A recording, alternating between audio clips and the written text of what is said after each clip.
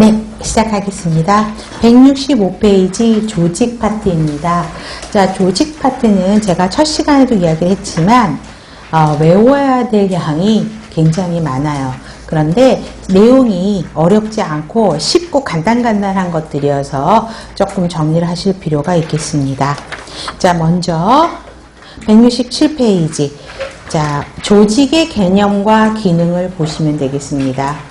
자, 조직화라는 과정의 결과로 형성된 결과 구조물을 조직이라고 이야기를 하죠. 그래서 조직이 뭐예요? organization이잖아요. 조직화는 organizing이에요. ing가 붙죠. 그랬기 때문에 조직화라는 과정의 결과물이 organization, 조직이라고 되는 것입니다. 그래서 과정과 그쵸? 결과물의 개념 두 가지를 다 갖고 있는 거죠. 그래서 다음에 목적을 달성하기 위해서 조직도 하는 거죠. 기획도 목표 달성하기 위해서, 조직도 목표 달성하기 위해서 하는 거고요. 근데 조직은 누군가가 만든 거죠. 인공적으로. 그래서 인공적이다. 목적을 달성하기 거기 때문에 목적 지향적인 구조 배열이고 관리의 과정이자 도구라고 합니다. 자, 그래서 특히 특성은 별표하시고요. 옛날 올드한 문제 기출이죠. 자, 조직은 어때요? 한 명이 조직을 만들 수는 없죠. 그렇기 때문에 한 명 이상의 사람이 있어야 되기 때문에 복수의 개념이라고 이야기하고요. 그 다음에 조직은 계층적 구조를 이루고 있죠. 계층적 구조라고 함은 조직의 계층제, 우리가 관료제에서 설명을 했었죠. 이러한 계층, 그래서 이게 하나하나 계층이 되는 거죠. 그래서 이런 계층을 이루고 있다라는 것입니다. 자, 그래서 계층 구조를 이루고 있고, 그 다음에 이런 걸 통해서, 그쵸?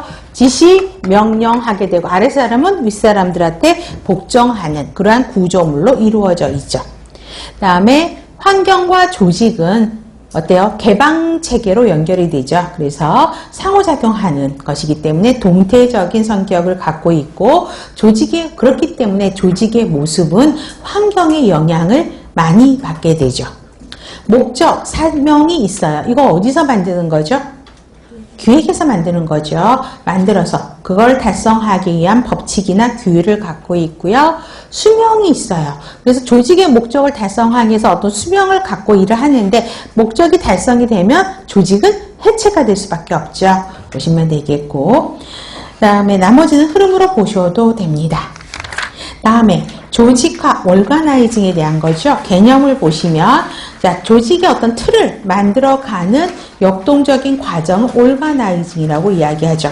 특히 3번 별표, 자, 조직이 막 혼돈이 와요. 그러면 자, 혼돈된 상황에 어떤 틀을, 프레임워크를 하나 딱 주게 되니까 어떤 조직적인 틀을 부여하기 때문에 질서가 부여가 되죠.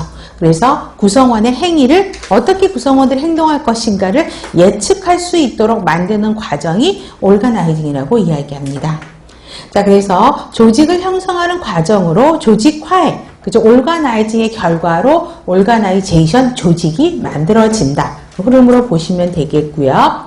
그 다음에 과정, 순서를 좀 기억하셔야 되겠죠. 그래서 그 박스만 기억하시면 되겠죠. 활동의 확인을 분류하고, 그 다음에 분업을 해서 부서들을 편성하고, 그 다음에 조정을 하게 되죠. 그 다음에 피드백하는 과정을 거친다라고 그냥 간단하게 보시면 되겠고요. 그 다음에 3번, 조직화의 원리입니다. 조직화의 원리는 굉장히 중요해요. 그래서 그 각각의 개념, 그 다음에 특징 등을 정리하실 필요가 있고요. 또 여기에서 가장 싫어하실 수 있는 장단점들을 섞어놓고 문제들이 나오게 됩니다.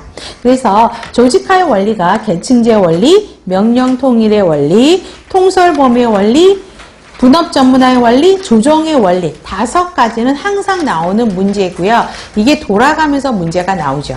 근데 6번 보세요. 책임과 권한의 원리는 책마다 다르게 써 있어요. 5개까지는 기본으로 책들에 다 써 있고요.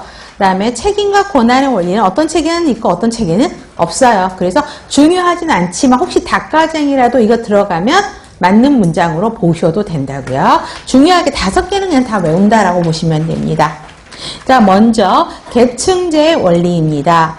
자, 계층제의 원리는 17년도 12월 지방, 19년도 6월 서울시 문제 계속 돌아가면서 문제가 나오니까 머스트로 간다고 생각하시면 되고요. 의에서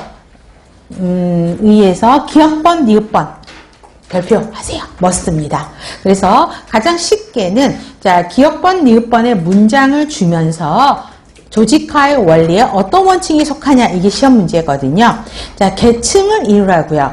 자, 조직화의 원리는 뭐냐면 현대사회로 올수록 복잡하고 거대해지죠. 그래서 관리자가 조직을 관리하기 할 때 이게 어려워요. 그래서 대규모적인 조직을 잘 관리하기 위해서 어떤 원칙을 가지고 관리하는 게 편하다라고 이야기를 합니다. 그러려면 계층제를 만드는 게 좋다라는 거예요. 계층이라는 건 뭐예요? 지금처럼 계층, 이런 층층적인 구조. 그래서 베버가 관료제 이야기할 때도 조직은 중세에서 근대로 넘어오는 대규모 시대에 계층제를 운영하는 게 훨씬 더 조직을 관리하기 쉽다라고 이야기를 했었잖아요. 여기도 마찬가지입니다. 계층, 이런 층을 만드는 게 좋다라는 거죠. 그래서 기억번, 니은번이 항상 시험 문제에 나오고요. 자, 또 그나마 문제 항상 들어가는 게 뭐냐면 권한, 책임, 의무 이런 멘트들이 들어갑니다. 그래서 권한, 책임, 의무에 따라서 층별로 분류해서